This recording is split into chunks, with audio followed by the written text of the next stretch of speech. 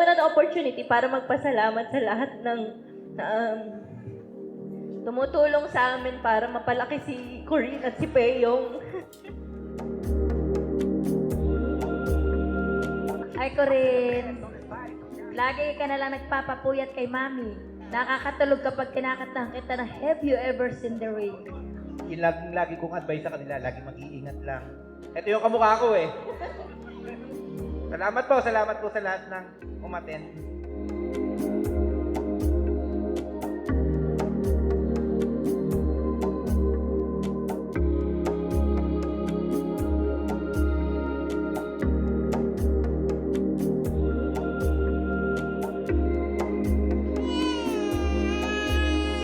Sa pagbubuntis, kasi dito sa panganay ko madali, parang wala akong masyadong naramdaman.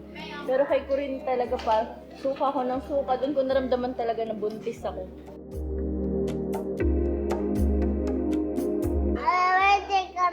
Happy birthday, Bunso! Dali na lasa. Ayos mo na. Happy birthday, Corinne! Ay, nako. Sige na.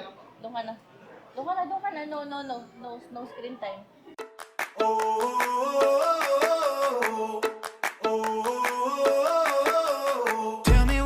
Siyempre, unang-una bilang padre di pamilya, yung moral support mo sa asawa mo, dapat ay yung maramdaman kanyang nandyan yung presensya mo sa tabi niya.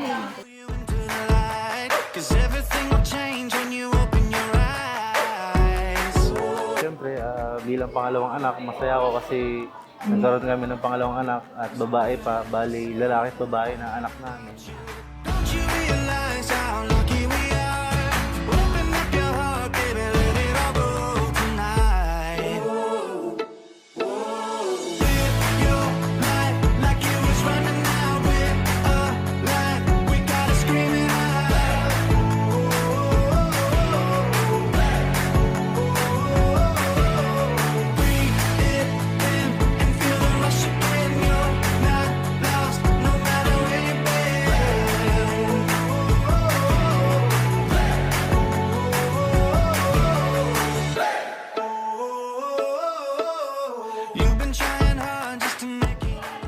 Happy birthday, baby.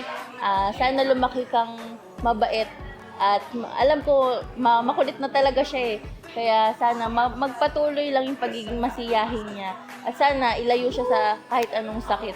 Yun lang naman yung prayers namin mag-asawa. Makinig palagi kay Mama at Papa. Wala naman kami ibang hiling kundi ang maging masaya ka palagi kayo ni Kuya mo. Happy birthday!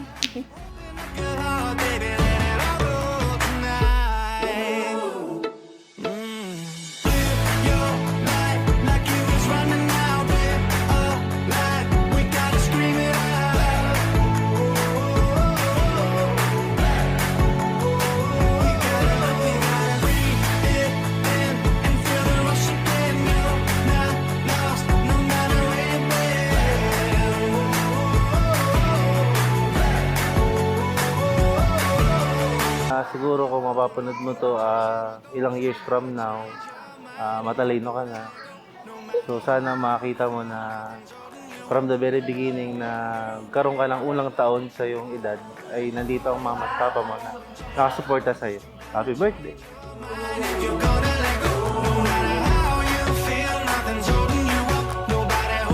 Happy birthday, Corinne! We love you!